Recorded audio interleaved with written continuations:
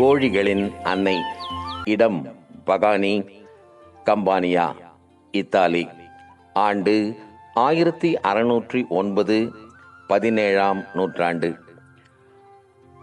1609ஆம் ஆண்டு ஒரு முடமானவர் புனித ஃபெலிஸ் தேவாலயத்தின் அருகில் தூங்கிக் கொண்டிருந்த போது மரியன்னை கனவில் தோன்றினார்.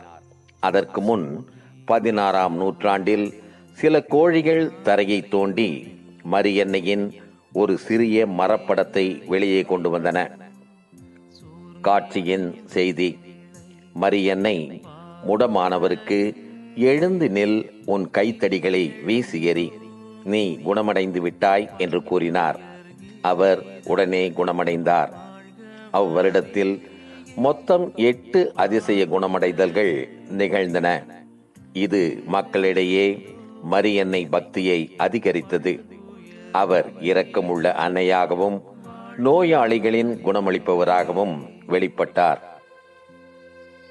கோழிகளின் அன்னையின் விழா நாள் ஈஸ்டர் அடுத்த ஞாயிறு அன்று கொண்டாடப்படுகிறது. இவர் பகானி நகரம் மற்றும் கம்பானியா பகுதியின் பாதுகாவலியாக கருதப்படுகிறார். கோழிகளின் மரியன்னை என்று அழைக்கப்படும் இவர் அதிசயங்களுக்கு புகழ் பெற்ற புனித தலத்தின் அன்னை ஆவார்.